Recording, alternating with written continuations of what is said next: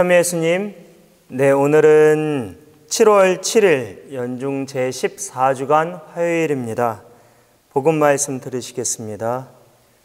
마테오가 전한 거룩한 복음입니다. 그때 사람들이 막이 들려 말 못하는 사람 하나를 예수님께 데려왔다. 마귀가 쫓겨나자 말 못하는 이가 말을 하였다. 그러자 군중은 놀라워하며 이런 일은 이스라엘에서 한 번도 본 적이 없다 하고 말하였다. 그러나 바리사이들은 저 사람은 마귀 우두머리의 힘을 빌려 마귀들을 쫓아낸다 하였다. 예수님께서는 모든 골과 마을을 두루 다니시면서 회당에서 가르치시고 하늘나라의 복음을 선포하시며 병자와 허약한 이들을 모두 고쳐주셨다. 그분은 군중을 보시고 가엾은 마음이 드셨다. 그들이 목자 없는 양들처럼 시달리며 기가 꺾여 있었기 때문이다. 그래서 제자들에게 말씀하셨다. 수확할 것은 많은데 일꾼은 적다. 그러니 수확할 밭의 주인님께 일꾼들을 보내주십사고 청하여라. 주님의 말씀입니다. 그리스도님 찬미합니다.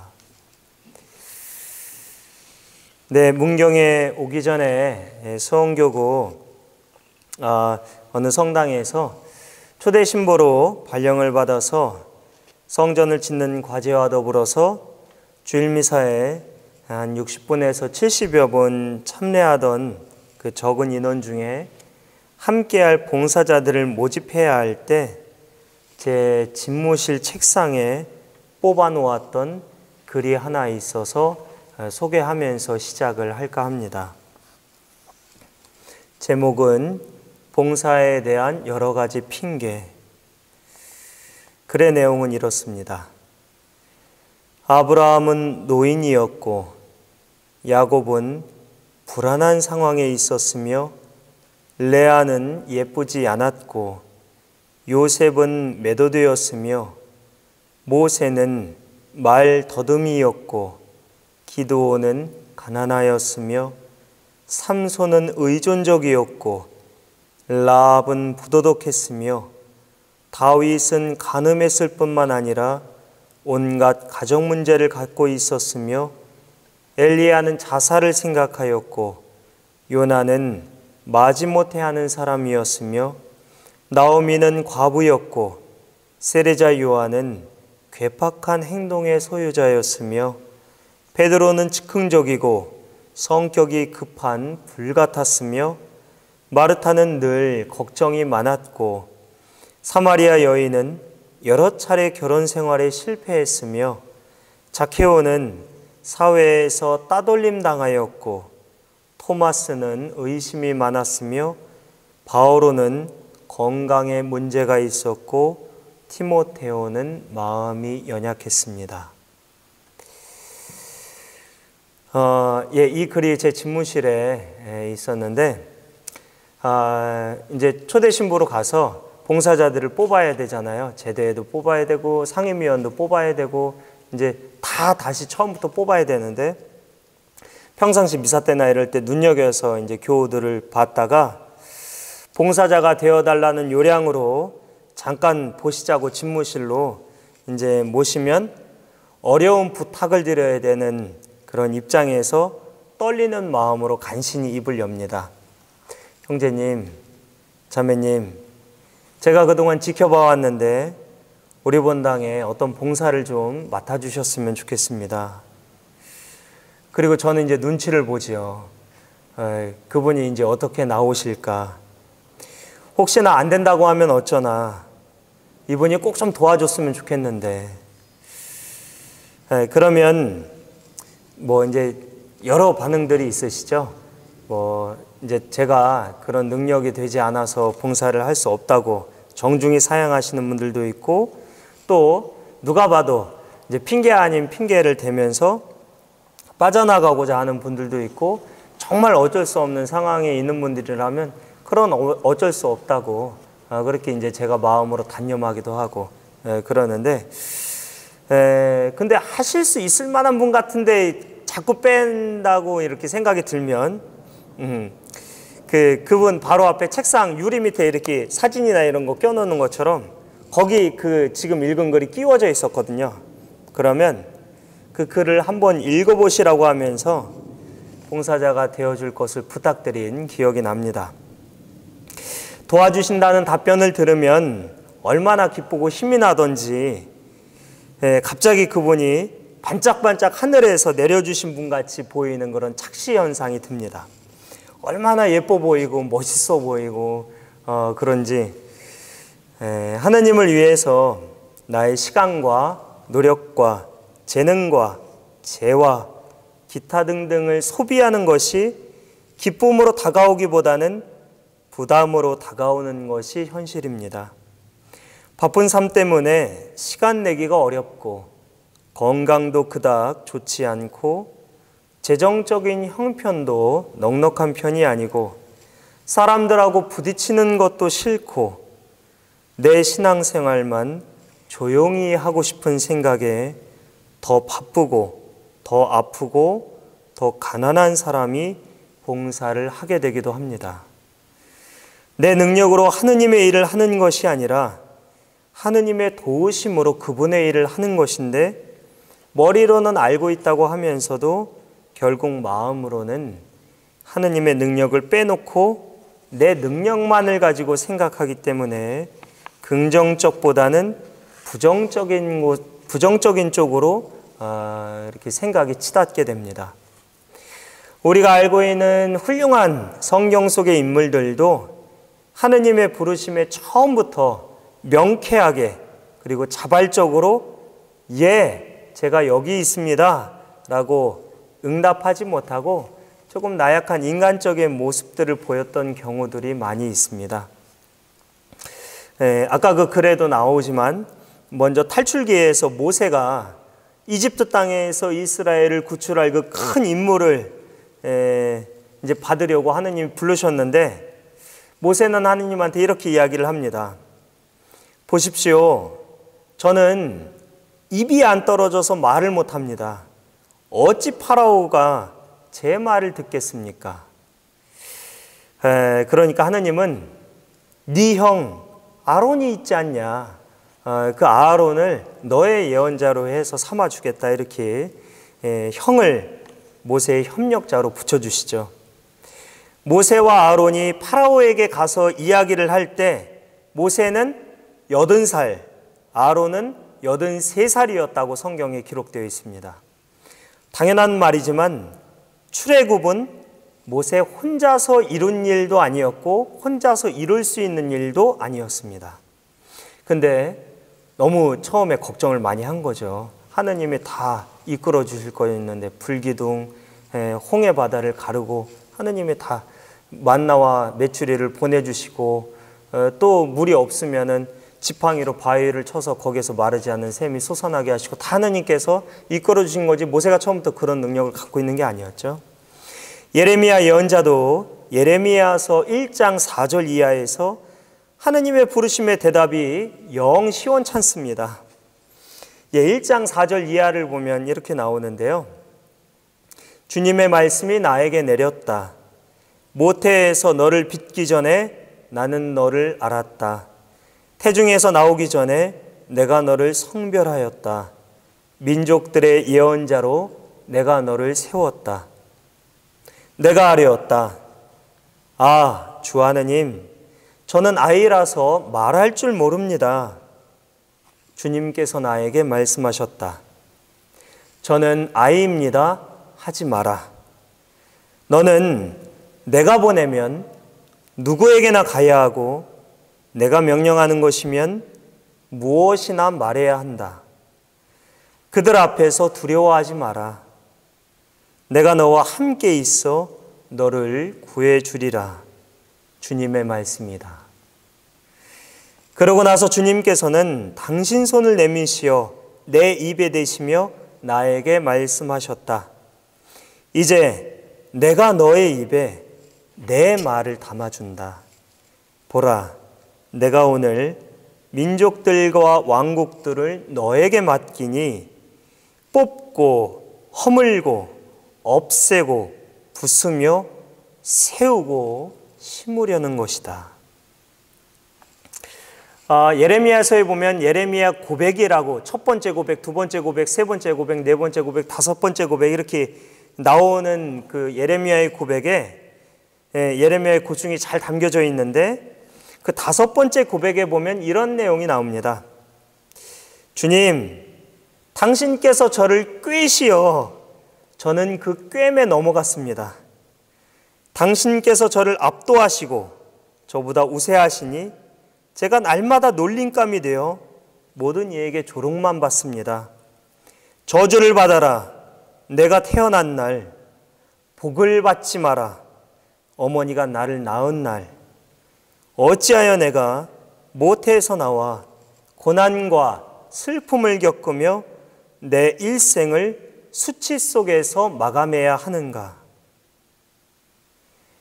유다의 비참한 최후를 외쳐대는 불길한 예언자였던 까닭에 마고로 미사빕, 사방에서의 공포라는 별명처럼 예레미야 예언자는 온 나라의 역적이 되었지만 그의 옆에서 끝까지 힘이 되어주고 편이 되어주신 것은 하느님뿐이었습니다. 두려워하지 말고 내가 너와 함께 있어 너를 구해주겠다는 하느님의 약속을 하느님은 신실하게 지켜나가셨습니다. 그리고 또 니네베로 가라는 주님의 말씀을 피해서 배를 타고 달아났지만 큰 물고기가 삼켜서 육지에 뱉어내갖고 결국에는 하느님 말씀대로 니네베로 가게 된 요나도 있지요. 니네베는 아시리아의 수도였고 아시리아는 이스라엘의 전통적인 아주 원수적인 그런 나라라서 요나가 니네베 사람들을 위해서 가기 싫었던 것인데 결국에는 갔어요. 그리고 니네베 사람들은 회개했고 용서를 받았습니다. 요나가 달가웠을 리가 없죠. 니네베는 그냥 벌이나 받았으면 좋겠는데 용서를 받았으니까. 니네베의 회개가 달갑지 않았던 요나는 매우 언짢아하고 화를 내면서 이렇게 사느니 죽는 게 낫겠다고 자기 목숨을 거두어 달라고 하느님한테 땡깡을 부립니다. 그때 하느님께서 아주까리 하나로 요나에게 일깨움을 주시죠. 아주까리가 그늘을 땡볕에 아주 너무 더운 날이었었는데 그늘을 만들어주니까 요나가 기분이 너무 좋았다가 하느님이 그 아주까리를 시들게 하니까 그늘이 없어졌죠. 그랬더니 또 이렇게 사느니 죽는 게 낫겠다고 또 그럽니다. 사람 마음이 참 그 그늘 하나 때문에 행복했다가 죽고 싶어졌다가 간사하기도 하고 작은 것 하나 때문에 행복과 불행이 이렇게 오락가락하기도 합니다. 이렇듯이 모세, 예레미야, 요나 모두 하느님께 부르심을 받았을 때는 능력에 대한 걱정, 그냥 하기 싫은 마음, 하느님의 도우심에 대한 믿음이 부족한 이유 등등 여러 가지 이유들이 있었는데 어떤 식으로 부르심을 받았든지 간에 하느님의 도우심을 받아서 그분의 일을 수행하는 사람들이 되었습니다. 하기 싫다고 하는데도 하느님은 하고자 하시면 결국에는 그 사람을 써서 그 일을 하게 만드십니다. 어떻게 보면 하느님이 고집도 세고 또 짓궂으시다는 생각도 들 때가 있는데 나 말고 옆에 다른 저기 시키면 되는데 가만히 생각해 보면 처음에는 하기 싫어서 그냥 억지로 했는데 어느 순간에 보니까 이게 되어간단 말이에요. 하느님께서 하고자 하시는 것이 그게 어느 순간에 내 사명이 되어서 목숨을 걸고 하고 있는 제 자신을 발견하게 됩니다. 김사한 추경님이 그 계란 후라이 귀할 때 그거 먹으려고 신학교 들어갔다는 거 다 알고 계시겠지만 신학교에 들어가서 이제 사제가 되어서는 그 엉뚱했던 그 성수의 동기가 점점 거룩해지고 또 이제 찾으려고 부단히 기도하고 애를 써서 하느님의 뜻에 부합되게 이제 되어가는 것이죠. 우리도 어떤 방식으로 하느님의 일을 시작하게 되는지는 모르겠지만 부르심의 동기보다 그 부르심에 부합하는 삶을 찾아가는 그 과정이 더 중요하다고 생각이 듭니다. 계란 후라이 실컷 먹는 게 사제가 되고 나서도 하느님을 따르는 목적이 아니게 되듯이 말입니다. 사도 바오로가 티모테오 공동체에게 보낸 둘째 서간 1장 7절 이하의 말씀에 오늘 복음에 이렇게 잘 연결되는 말씀이 있는데 같이 한번 들어봅시다. 하느님께서는 우리에게 비겁함의 영을 주신 것이 아니라 힘과 사랑과 절제의 영을 주셨습니다. 그러므로 그대는 우리 주님을 위하여 증언하는 것을 부끄러워하지 말고 그분 때문에 수인이 된 나를 부끄러워하지 마십시오. 오히려 하느님의 힘에 의지하여 복음을 위한 고난에 동참하십시오. 하느님께서는 우리의 행실이 아니라 당신의 목적과 은총에 따라 우리를 구원하시고 거룩히 살게 하시려고 우리를 부르셨습니다. 그러한 까닭에 나는 이 고난을 겪고 있지만 부끄러워하지 않습니다. 나는 내가 누구를 믿는지 잘 알고 있으며 또 내가 맡은 것을 그분께서 그날까지 지켜주실 수 있다고 확신합니다. 우리 안에 머무르시는 성령의 도움으로 그대가 맡은 그 훌륭한 것을 지키십시오. 목자 없는 양들처럼 시달리면서 기가 꺾여 있던 군중에게 예수님은 일일이 다 모든 곳 지방 다니면서 격려하시고 또 아픈 사람, 마귀 들린 사람 고쳐주시고 기쁜 소식 다 전하고 싶으셨을 겁니다.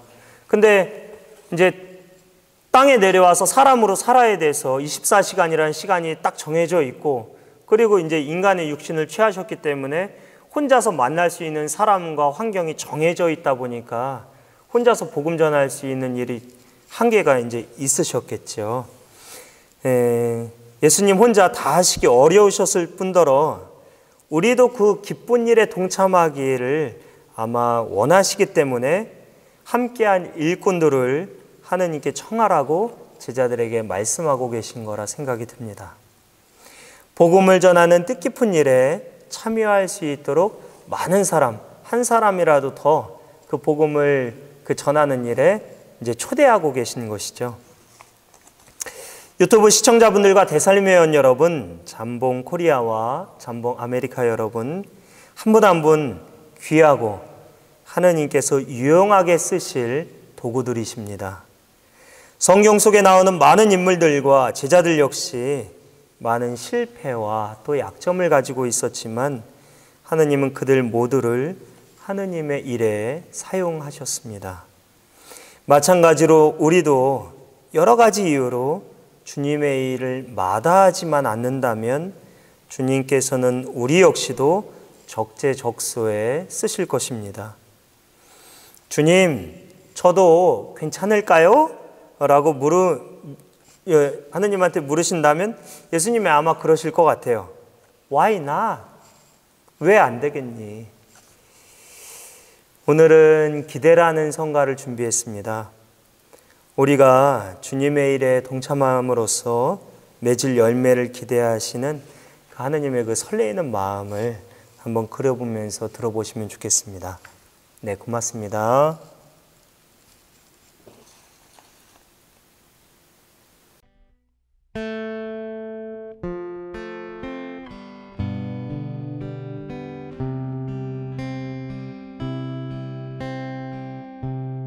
주 안에 우린 하나 모습은 달라도 하느님 한 분만 말하네. 사랑과 선행으로 서로를 격려해 따스함으로 보듬어가리. 주님은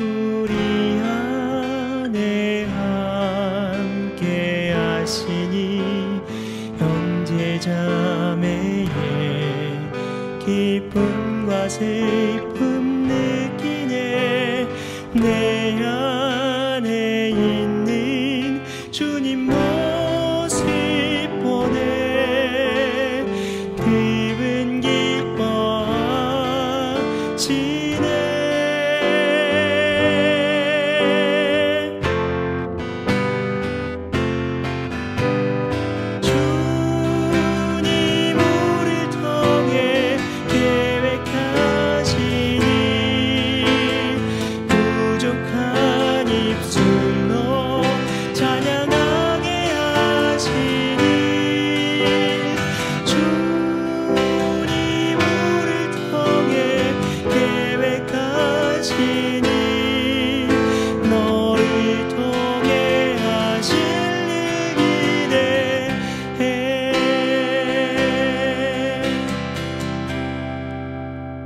예수님께서는 모든 골과 마을을 두루다니시면서 회당에서 가르치시고 하늘나라의 복음을 선포하시며 병자와 허약한 이들을 모두 고쳐주셨습니다.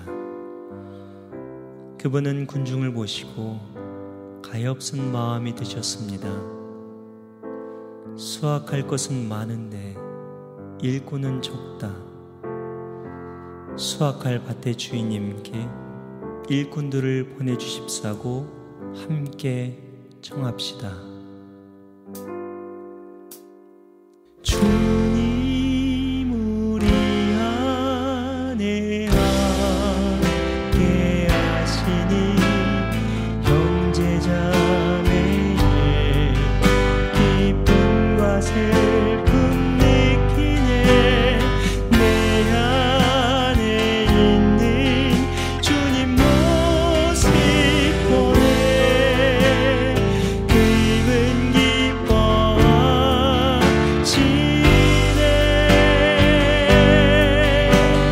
기분 기뻐하시네. 주님 우리를 통해 계획하시니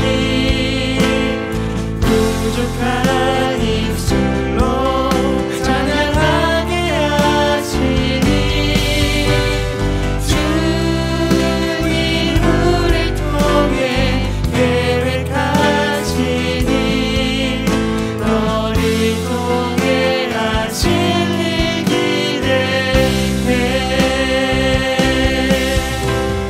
주님 우리를 통해 계획하시니 부족한 입술로 찬양하게 하시니 주님 우리를 통해 계획하시니 너를 통해 하실 일 기대해. 너를 통해 하실 일 기대해.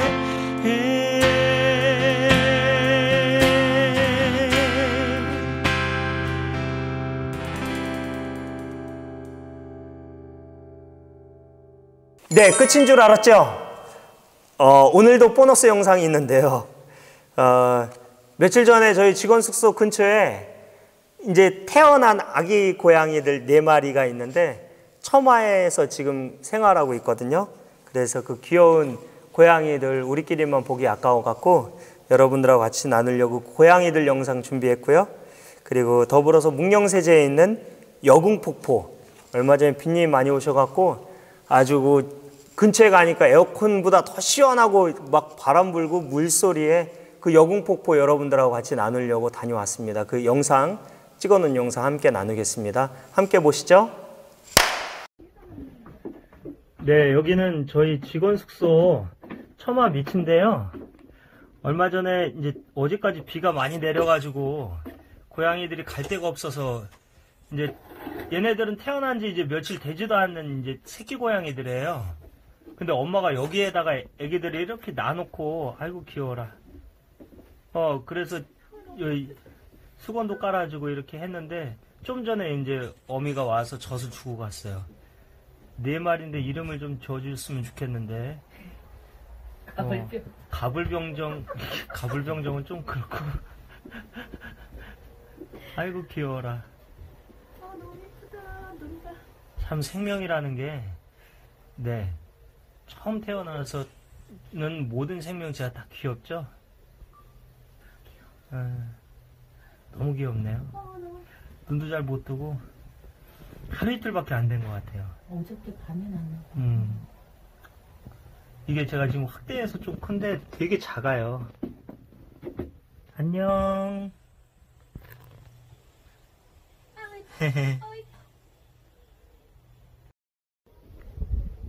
네, 저기는 조금 큰 고양이들인데 저 야외 컨테이너 박스 밑에 구멍으로, 아이고, 쟤네도 얼마 전까진 새끼였었는데 한 달이, 보름에서 한 달 정도 됐을까요?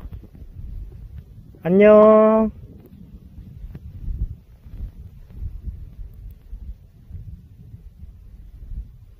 아이고 귀엽다. 자, 여기가, 우와, 여기가 여궁폭포예요 여러분. 우와, 너무 멋있다. 이게 늘 이렇게 물이 강하게 내려오진 않을 텐데 며칠 묵령에도 비가 많이 내려가지고, 어떻게 했으면 휴게소 사장님 너무 멋있다고 우리 해갖고 여길 보여주고 싶으셨을까. 하느님의 섭리 오묘합니다. 야, 묵령세제에도 이런 비경이 숨어있다니. 너무 멋있다. 우와. 자, 여러분들 같이 보시죠. 여궁폭포, 묵령세제에 있는 여궁폭포입니다.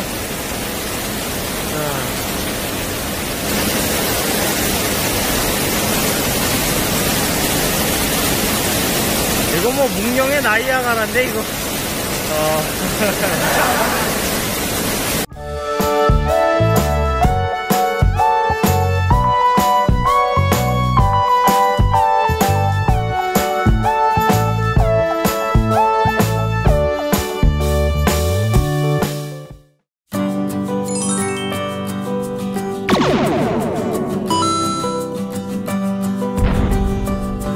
청국장갑 한국에서는 3만 원에 파는데 미국 달러로 배송비 포함 50달러입니다.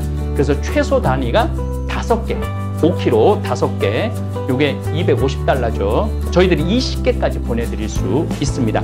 여러분들 휴대폰을 여시면은 카카오톡에서 검색 돋보기표를 누르시면 됩니다. 돋보기표를 눌러갖고 평창우체국을 검색하시면은 평창우체국 해외 배송 대행 서비스가 나올 겁니다. 지금 화면으로 아마 나올 거예요. 그대로 따라 하시면 됩니다. 여기에서 친구 추가하시고 상담 직원에게 메시지만 보내기면 돼요. 메시지만. 그래서 여기 지금 알래스카다.